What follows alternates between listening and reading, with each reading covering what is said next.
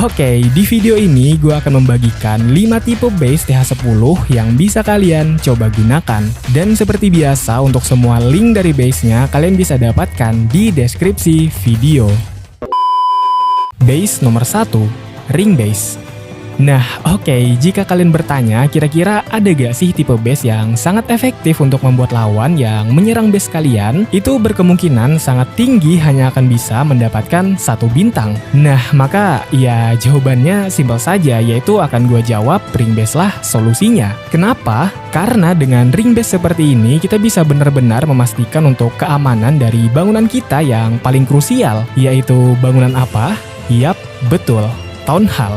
Dan tidak hanya itu, ring base ini juga sangat memungkinkan untuk menyimpan bangunan pertahanan kita yang paling krusial, yaitu dengan cara diletakkan di area ring base bagian dalam. Nah, jadi singkatnya di sini kita diuntungkan dengan 2 kondisi. Selain Town Hall kita yang sudah aman di area ring base bagian dalam itu tadi, pertahanan krusial kita itu jugalah sama amannya, yang dimana itu bisa berperan sangat besar nantinya untuk memastikan pasukan lawan akan semakin kesusahan untuk memasuki area base bagian dalam kita itu tadi. Terlebih lagi jika lawan yang menyerang ring base ini menggunakan pasukan spam atau yang asal tebar, itu bisa dipastikan untuk jalan dari pasukannya akan sangat amat sulit.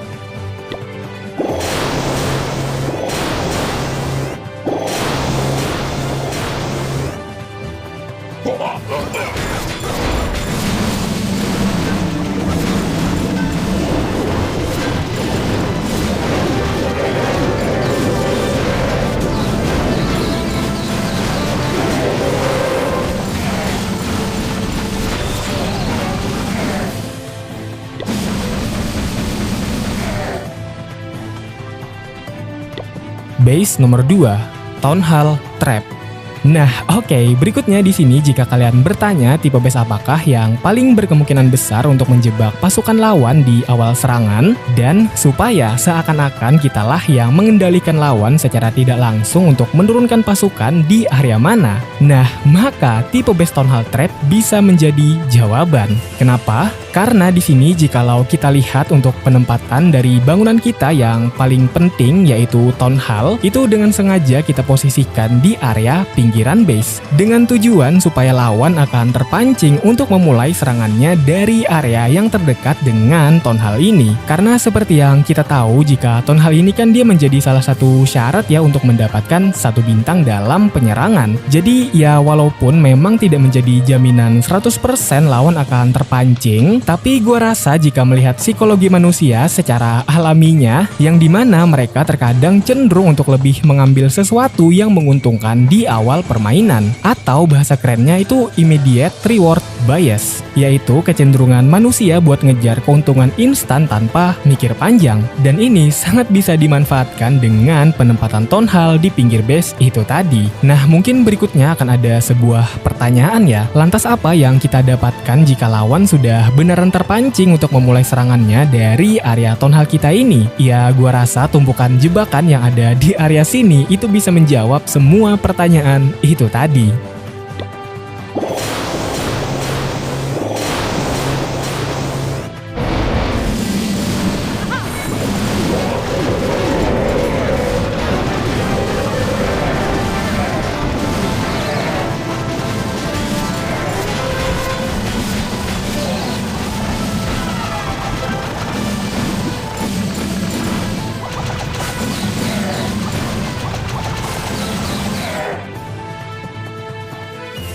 Base nomor 3, asimetris.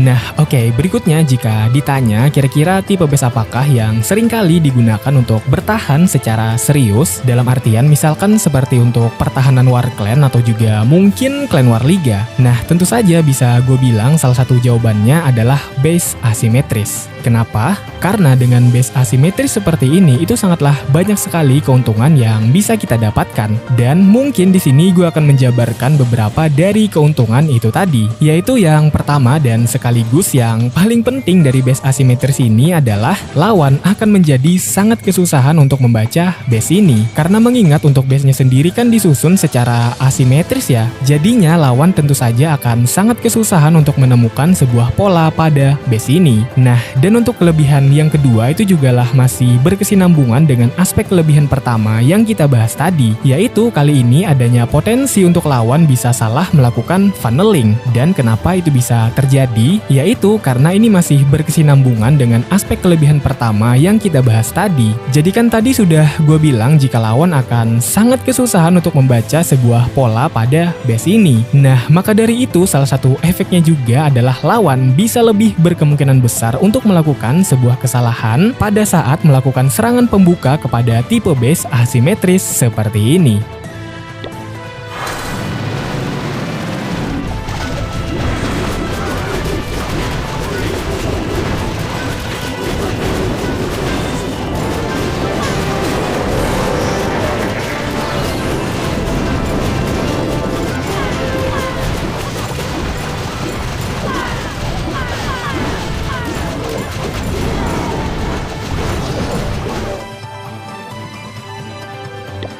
Base nomor 4, simetris.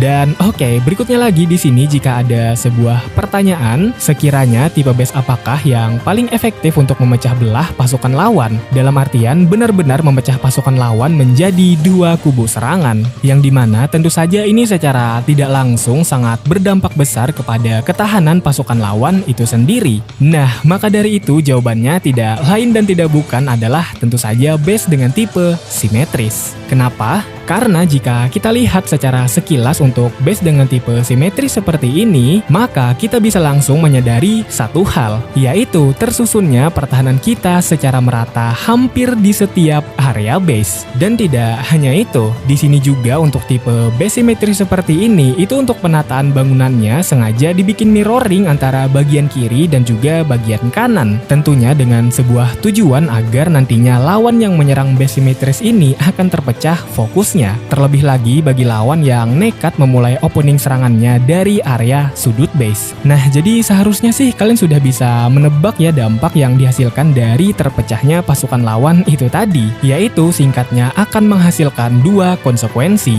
Konsekuensi yang pertama itu untuk lawan adalah kekuatan dari pasukannya juga akan dibagi menjadi setengah, yang dimana konsekuensi bagi base ini sendiri tentunya akan menjadi lebih mudah untuk menghabisi pasukan lawan yang kekuatannya sudah menjadi setengah itu tadi.